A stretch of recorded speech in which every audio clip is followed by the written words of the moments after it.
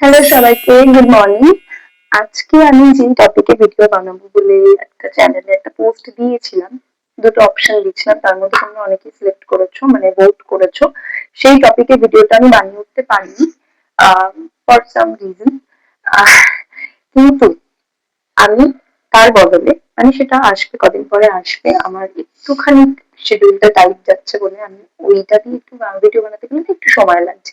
যাই হোক, সেই কারণে আমি একদমই হতাশ করছি না কাউকে, বা আমি নিজেও স্যাটিসফাইড থাকছি, তার জন্য আমি একটা ভিডিও পোস্ট করে দিচ্ছি, যেটা সম্পূর্ণ অন্য একটা টপিকে, অন্য একটা বই নিয়ে আমি এখানে আলোচনা করব আজকে। যেই বইটা আমি রিসেন্ট পড়ছি, এখন আমি শেষ করে উঠিনি বইটা, কিন্তু কয়েকটা গল্প আমি এখান দিয়ে পড়েছি এবং আমি অপেক্ষা করতে পারছিলাম না যে তোমাদের সাথে শেয়ার করার জন্য। বইটা খুব ভালো লেগেছে আমার। এই বইটা লাস্ট, মানে এই যে আমাদের কিছু ইন্টারন্যাশনাল বইমেলাটা গেল, আন্তর্জাতিক বইমেলাটা গেল, কলকাতা আন্তর্জাতিক বইমেলা, সেইখানে আমার এই বইটা কেনার কথা ছিল, কিন্তু আমি কিনে উঠতে পারিনি সেই সময়। যার জন্য আমি লাস্ট বার যখন কলেজ স্ট্রিট গেছিলাম, সেই সময় বইটা যখন আমি দেখি, আমি কিনে আনি। হ্যাঁ, আমি পুরোনো বইয়ের মেলার কথা বলছি না, আমি তার আগে একবার কলেজ স্ট্রিট গেছিলাম, সেই টাইমে আমি এই বইটা দেখতে পাই ওখানে এবং আমি বইটা কিনে নিই। যাই হোক, এবার কোন বইয়ের কথা বলছি আমি? হ্যাঁ, বইয়ের যিনি লেখক, বইটির যিনি লেখক, তার লেখা কোনো বই আমি এর আগে পড়িনি। এটাই আমার তার লেখা প্রথম বই আমি পড়েছি। আর লেখকের নাম হচ্ছে সৈকত মুখোপাধ্যায়, বইটা হচ্ছে লোলুপ। বইটা হচ্ছে লোলুপ। আচ্ছা, তো প্রথমেই তো প্রচ্ছদ, দারুণ একটা প্রচ্ছদ, মানে প্রচ্ছদটা দারুণ। লোলুপ, এই যে বইটার প্রচ্ছদটা দেখেই যে কারোর এটা ভালো লাগবে এবং বইটা না পড়েই সবার এটা মনে হবে যে কিনতে।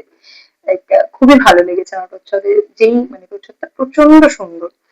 যাই হোক, তো প্রচ্ছদটি এঁকেছেন হচ্ছে সৌজন্য চক্রবর্তী। খুবই সুন্দর প্রচ্ছদটা, আমার খুব নিজের মানে ব্যক্তিগতভাবে খুবই পছন্দ হয়েছে। মানে বইটা যেই জনের উপরে বানানো, মানে যেই ধরনের গল্প বইটার মধ্যে রয়েছে, তার জন্য একদম পারফেক্ট একটা প্রচ্ছদ উনি এই বইটার জন্য করেছেন। যাই হোক, তো এবার বইটার বিষয়বস্তুতে আসি। বইটা 4টে জনের উপরে ভাগ করা। এক, ডার্ক ফ্যান্টাসি, অলৌকিক, ডিটেকটিভ এবং থ্রিলার। তোমরা যারা আমার মতন থ্রিলার, ডিটেকটিভ আর অলৌকিক গল্প পড়তে পছন্দ করো, তাদের এই বইটা খুবই ভালো লাগবে। হ্যাঁ, তবে ডার্ক ফ্যান্টাসি কোনো গল্প, ডার্ক ফ্যান্টাসি নিয়ে কোনো গল্প আমি আজ অব্দি কিন্তু পড়িনি। এই বইটি আমি এটা প্রথম পড়ছি এবং অনেস্টলি আমার খুব ভালো লেগেছে। আমি প্রথম ডার্ক ফ্যান্টাসি নিয়ে কোনো গল্প পড়লাম এবং আমার কিন্তু সত্যি খুবই ভালো লেগেছে।